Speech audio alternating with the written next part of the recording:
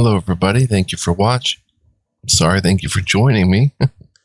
This is GGF bringing you episode 1 of what's going to be a new Let's Try. This is a game that I have not played again, so it'll be another pretty much blind LT. It's a CRPG. It's party-based. It's very cool looking. I played just a tiny bit of it. Did not even get through all the tutorial stuff. So this will be a journey for myself as well, along with you guys. So let's tap in, and today this is going to be, without further ado, let's try episode 1. Let's try The Age of Reforging, the Freelands. The Freelands. Interesting. It's a very interesting CRPG that kind of is flying under the radar a bit. It seems to have quality systems and quality design, and it's been continuously updated and upgraded over the months. This is a rather recent game, and look at how cool the artwork is. Beautiful. Stunning, even. But the game itself seems very cool. I can't wait to dive in. Like I said, I have not even completed the full tutorial. I just played around a little bit with character creation and stuff like that. Look at that. Look at this artwork. It's gorgeous. But here we go. Everything on motion blur. We'll put that on. Texture quality 100. Everything is as good as it gets. Ultra. Okay, borderless window. Audio is on point. Not sure about the hotkeys. I rarely use hotkeys. Use original portrait is off for some reason. Language, use ragdoll. Always show the tutorial, show health bar and everyone. Hide arena traps. Automatically add consumables to action bar. Add spells to action bar, turn that off.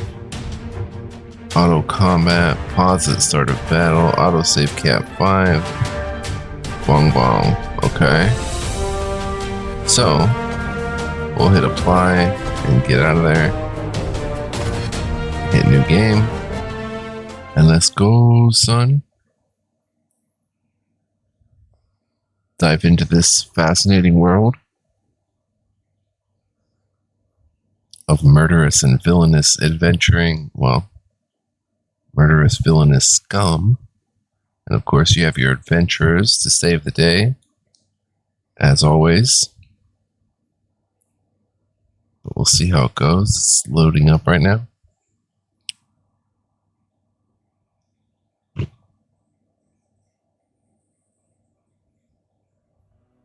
Bong bong. So, we get to create a character. Origin. Adventurer who has traveled to Bria for your own purposes. You carry an ordinary sword and wear an adventuring jacket. In your backpack, you have plenty of food, a small amount of money. You're about to embark on your own adventure, a place of danger and opportunity that awaits you to explore. So these are different starting origins. They have different difficulty. This is medium, 1,000 start money. Utility skills, +1 pathfind and insight.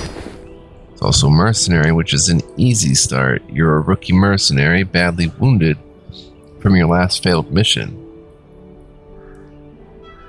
You used all your savings to buy equipment when you embarked on your mercenary career. Now you only have a little food and pitiful amount of coins on you. You need to find new work as soon as possible to feed yourself and find a way to heal your wounds. 500 starting money, +1 bargain and intimidation, plus this stuff in the pack. Wine, roast pork, bread, and C-rank mercenary badge. Give to those who are qualified to take on missions. Then there's Bandit. We'll skip that one. You can read that if you want, guys. Not going to be an evil one. There's Gifted. You were originally an honest villager who recently found yourself suddenly awakened to some magical abilities. Out of fear of magic, the villagers drove you from your village and you are now a homeless wanderer.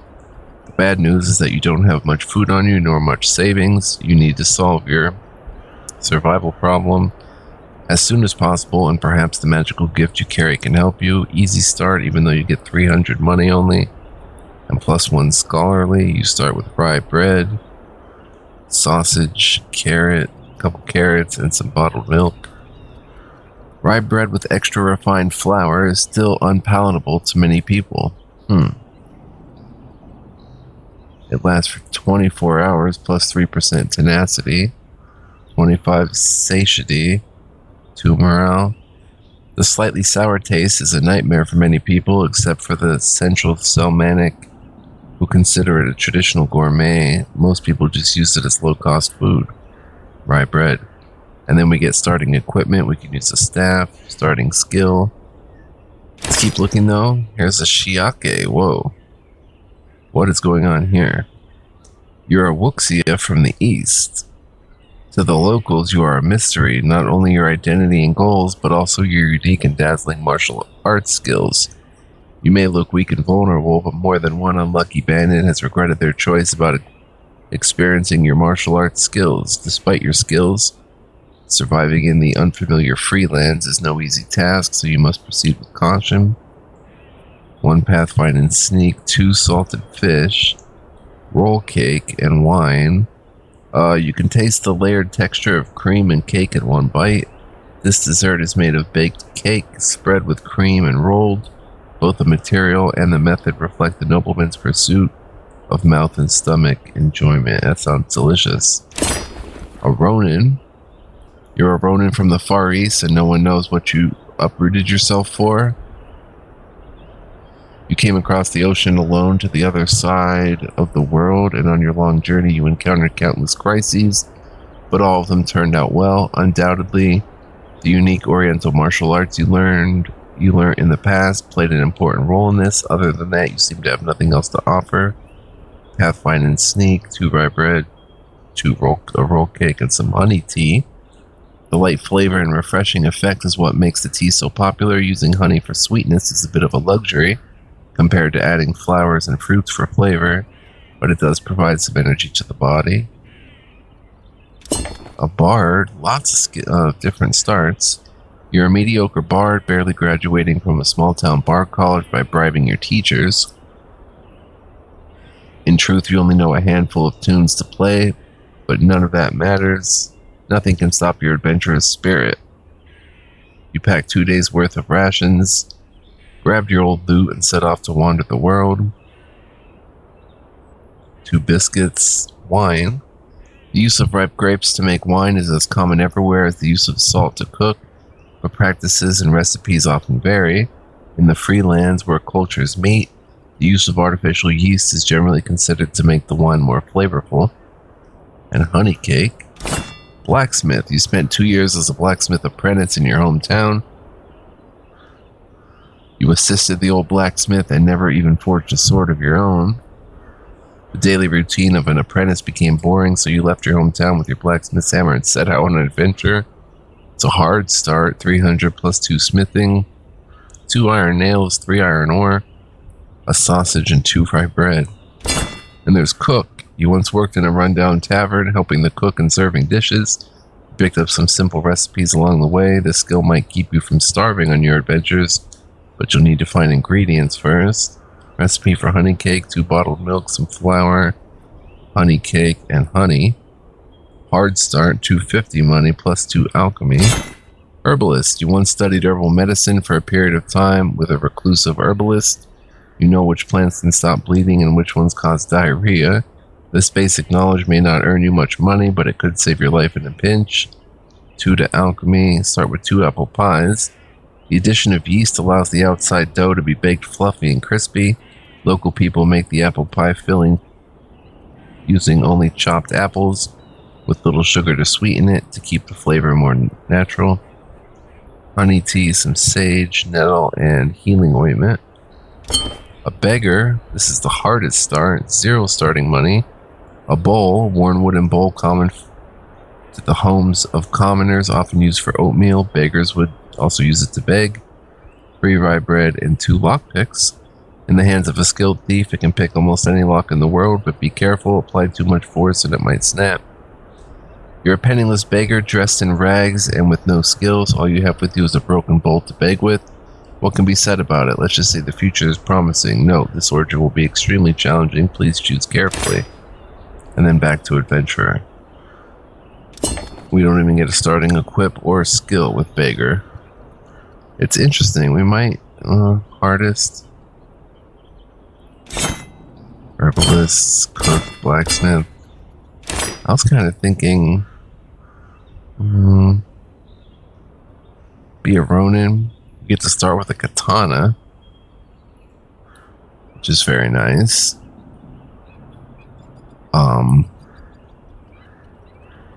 And a skill, Iato slash or Iato slash.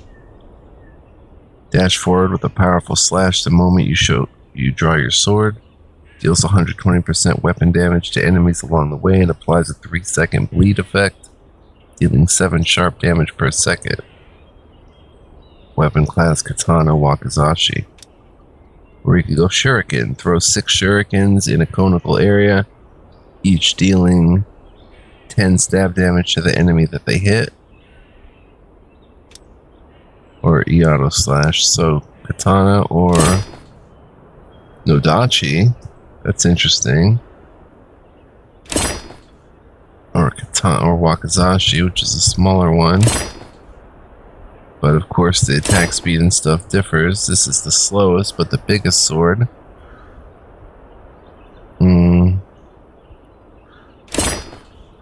Has more sharp penetration, 5% than the Katana. Stamina cost is 1 more for the Nodachi. Attack angle, attack range is longer for the Nodachi, but quite a bit, and it does more damage a little bit. We might be a Ronin. 300 start money, 1 pathfind, 1 sneak. And we'll go with Shuriken as our start. Now we get to change stuff. Let's go with different hair. Let's kind of get a side look.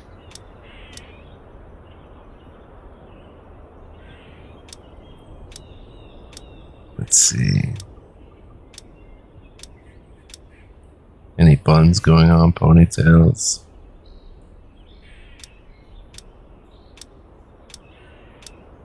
I kind of like... Oh, keep going.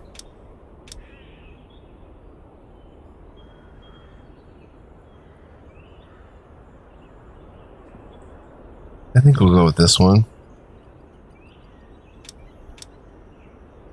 Face, appearance.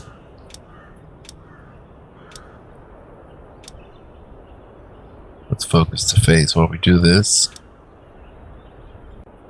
That looks pretty good. Oh, we can pick a different race. Elf, dwarf, brute man.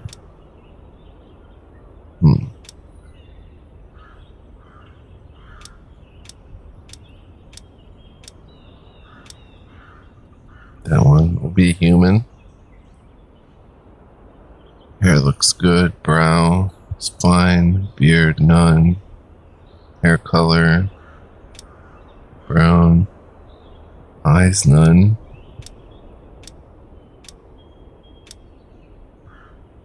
Yeah, eyes fine. Different color.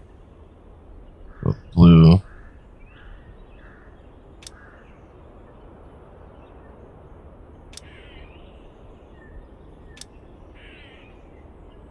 Go dark blue. Okay, so that is how our character is going to look at first, till we get some armor and stuff on him. That's the origin. Next we go to attributes. Potential 150. 151. What is that?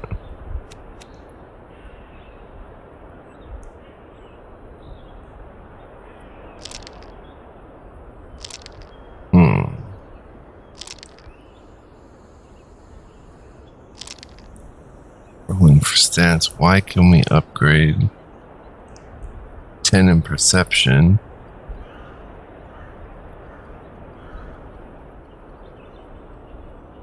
Potential 146. We can't upgrade that. I guess that's pretty good. Oh, we can change this. Now they looking different. It's pretty cool. So those be our attributes: 9 strength, 6 endurance, 6 agility, 10 perception, 8 intelligence, 5 willpower. Traits. We can have up to 5, but they can only amount to 2 points. Some of them are negative. Flabby.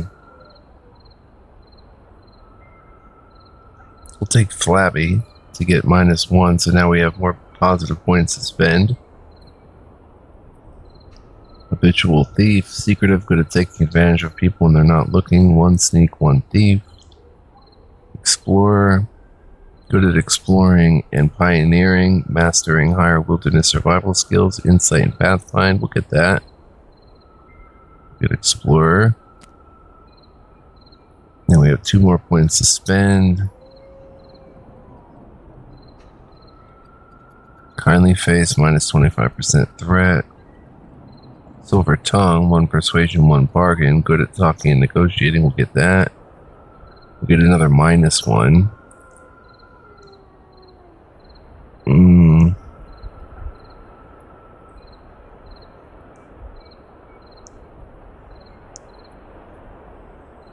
Let's see. Sickly. Asthma, -10 SP and -0.2 SP. You get asthma, and then the final one could be worth 2. Like, inexcitable. 5% cooldown reduce, 5% SP cost reduction. There's not many worth 2. There's 2 battlefield doctor, 20% chance to heal wounds of a teammate when camping. There's a whole camping thing as well. Let's just get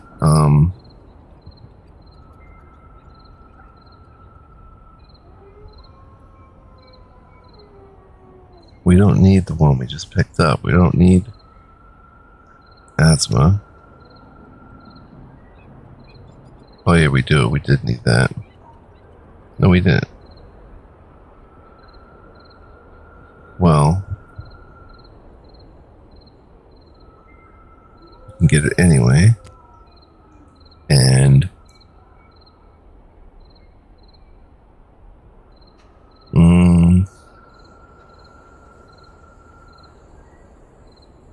zealous, abstemious, diligent, patient.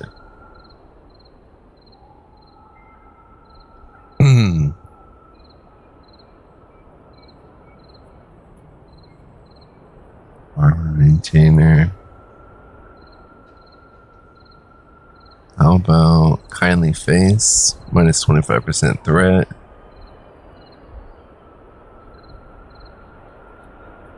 We'll get kindly face too. There we go.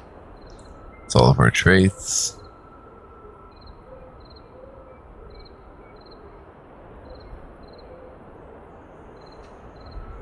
And then we go to appearance, detail, make ourselves tall, change different stuff, the weight. Not that big, but getting into facial details, I'm not going to very much. Leave that up for some other time. Individuation, scars, body hair, face paint, body paint, freckles, eyeliner. Okay, all that stuff is off. Oh, voice. We should turn on the pitch a bit. Let's do this! Let's do this! Let's do this! Let's do this! Alright, let's do this! That sounds pretty good. Reliable male. Harvard. We'll go with Elzarian. I think this is going to be our character, guys. With the big Nodachi. Silver tongue. Explorer. Kindly face. With asthma and a bit flabby. But we've done everything. Let's hit start. Archive already exists. Yes, overwrite it. Wong wong. Here we go. This was just going to be character creation for this episode. The Freelands, land of thieves, speculators, and adventurers. The law stays within the city walls. Gangs and slavers rule everything outside. People never stopped coming here in search of freedom. Some got what they wanted, while others lost theirs. They became slaves, gladiators, or worse, dead men. Either way it ends, there are still people who can't control their destiny, flowed here with the tide. There are also hesitant adventurers, guided by the Lady Fortune herself, come here to seek their chance. And you, with an unknown purpose, came to the Freelands along with a caravan. At night, the caravan camped in a clearing in the woods, and so begins a story of destiny.